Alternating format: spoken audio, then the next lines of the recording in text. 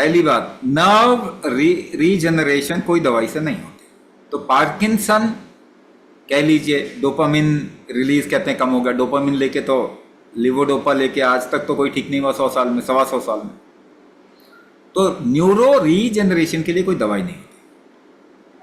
आपको अगर बताया गया है नसों के लिए आप कुछ दवाई ले लो, नहीं, आप खाना खा के उसको हजम आप ज्यादा कर लेंगे, ये कंडीशन बिल्कुल सही नहीं है।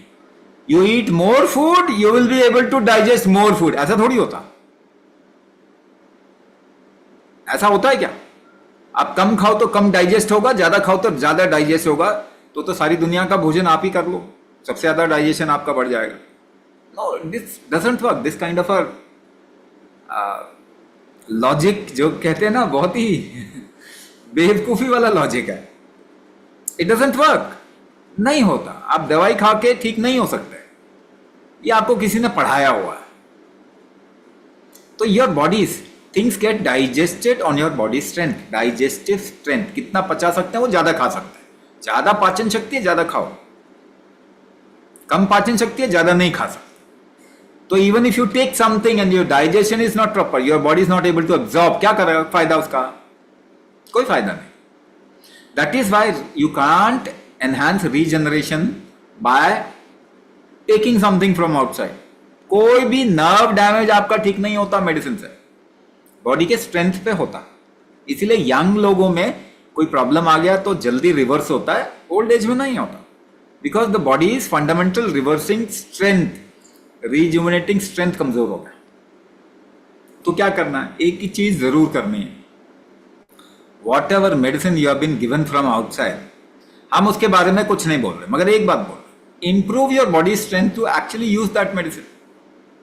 तभी वो मेडिसिन का भी कुछ काम होगा। पूरा काम तो मेडिसिन नहीं कर पाती, आपका स्ट्रेंथ ही करेगा। आपकी बॉडी का ही काम है रिवर्सल करना किसी डिजीज को।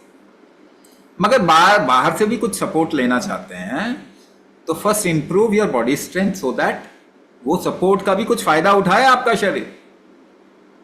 नहीं तो सपोर्ट का कोई फायदा नहीं उठेगा, है ना। तो पार्किंसन क्या ठीक हो सकता है? पार्किंसन को आप रिवर्स कर सकते हो कुंभक करके। कितना रिवर्स कर सकते हो वो डिपेंड करता है आपकी सिचुएशन क्या है, आपने कितनी दवाइयां ली है, उस पर डिपेंड करता है। But yes, everybody can reverse और इंप्रूव देयर स्टेट। पार्किंसन में आप अगर कुंभक करेंगे तो आप अपनी स्थिति को बहुत सुधार पाएंगे, इंप्रूव हो पाएंगे, एम्पावर हो पाएंगे, ये पक्का है। ठीक है ना। तो पार्किंसन का भी हो गया, नर्व डैमेज का भी हो गया, और क्या पूछा था इन्होंने? अच्छा, नी रिप्लेसमेंट। नी रिप्लेसमेंट, तो नी रिप्लेसमेंट से रोकना है तो थोड़ा टाइम दो ना शरीर को। What is your joint strength? Joint का स्ट्रेंथ क्या है? अगर आप अपने जॉइंट को यूज करके कोई वेट उठाते हैं, जितना वेट उठा सकते हैं उतना स्ट्रेंथ है जॉइंट का, मगर जितना वेट उठाएंगे उतनी सांस रोकनी पड़ेगी। तो एक्चुअली में सांस कितना रोक सकते हैं वो आपका जॉइंट का स्ट्रेंथ है। तो जॉइंट का स्ट्रेंथ बढ़ाना है आपको तो कुंभक करना पड़ेगा। कुंभक करो, थोड़ा टाइम दो बॉडी को। जरूरी नहीं है कि आपको नी रिप्लेसमेंट पे जाना ही पड़े, लेकिन जाएंगे भी अगर नी रिप्लेसमेंट करा भी लिया तो नुकसान जो सर्जरी का है, रिहैबिलिटेशन जो है, और मतलब एक तरीके से आपकी स्थिति को वापस सुधारना कुंभक करेगा, आपकी बॉडी का स्ट्रेंथ करेगा। नुकसान नहीं होगा, साइड इफेक्ट कम होगा, है ना। जल्दी से आप रिकवर कर पाएंगे, रिकवरी स्ट्रेंथ बढ़ जाएगी। तो थोड़ा टाइम दो, 6 महीने का टाइम दो अपनी बॉडी को। ज्यादातर लोगों को रिप्लेसमेंट की जरूरत नहीं, कुछ लोगों को जो जरूरत होगी उनका नुकसान कम कर देंगे।